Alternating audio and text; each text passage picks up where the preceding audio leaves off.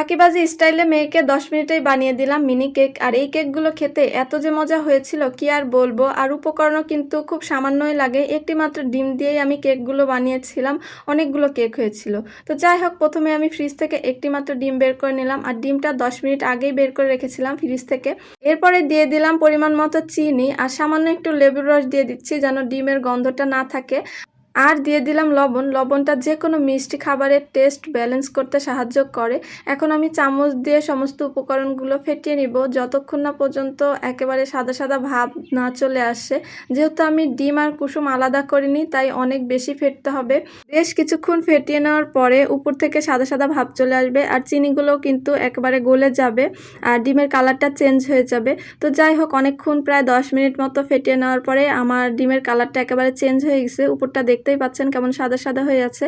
আর এরপরে আমি আমার মন মতো যতটুকু প্রয়োজন ততটুকু আটা দিয়ে দিলাম। আর এই আটাগুলো এখন সুন্দরভাবে মিশিয়ে নিব। আর এক পাশ থেকে কিন্তু ঘুরিয়ে ঘুরিয়ে আটাটাকে মিশিয়ে নিতে হবে। আমার কাছে এই কেক বানানোর রেসিপিটা অনেক বেশি সহজ লাগে আর তাড়াতাড়িও হয়ে যায়। আমার মেয়ে কিছু একটা খেতে চাইলে কিন্তু আমি মাঝে মধ্যে এই কেকটা তৈরি করে দিই।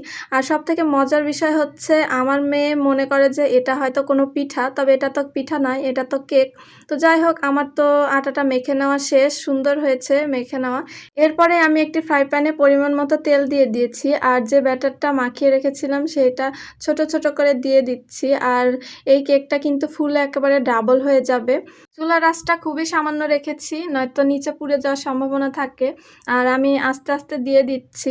একটু আঠালো ভাব আছে কারণ ওই যে চিনি আর ডিম শুধুমাত্র। যদি আমি এখানে একটু দুধ কিংবা পানি দিতাম তাহলে কিন্তু টেস্ট একটু আলাদা হয়ে যেত, এই কারণে আর দিইনি। আর এরকম আঠালো ভাবটা হতো না। তো যাই হোক, আমি দিতে দিতেই আমার এক পাশটা হয়ে গিয়েছে, তাই হচ্ছে সঙ্গে সঙ্গে উল্টিয়ে দিচ্ছি। আর এক পাশে কিন্তু একেবারে কেকের যে কালারটা এটা একেবারে চলে এসেছে। আমি সবগুলো কেক সুন্দর করে উল্টে পাল্টে দিচ্ছি। আর এই কেকগুলা খেতে কি যে মজা হয় কি আর বলবো। বাসায় যদি আপনারা ট্রাই করেন অবশ্যই অবশ্যই আপনাদের সবার কাছে মজা লাগবে। আর উপকরণও কিন্তু খুবই কম লাগে। আর সবথেকে মজার ব্যাপার হচ্ছে এই কেকগুলো আমি আমার আম্মুর কাছ থেকে বানানো শিখেছি। ছোটবেলায় আমার আম্মু আমাদেরকে ঠিক এইভাবেই কেক বানিয়ে দিত আর আমরা খুব মজা করে খেতাম। আর এখন আমি আমার মেয়েকে বানিয়ে খাওয়াই, ও কিন্তু অনেক বেশি পছন্দ করে। আর আমার মেয়ে যেকোনো জিনিস কিন্তু একেবারে গরম গরম খেতে পছন্দ করে। আমি বানানো শেষ হওয়ার আগেই ও পাশে এসে বসে আছে, আম্মু পিঠা খাবো, আম্মু পিঠা খাবো। তো যাই হোক, আমার মেয়েকে আমি খেতে দিয়ে দিলাম, সঙ্গে সঙ্গে আমিও খেয়ে নিলাম। সবগুলো কেকই একেবারে ফুলকো ফুলকো হয়েছিল আর ভিতরটা অনেক বেশি স্পঞ্জি হয়েছিল। আর একটু ঠান্ডা হয়ে গেলে কেকের মিষ্টিটা বসে যাবে, আরো বেশি মজা লাগবে।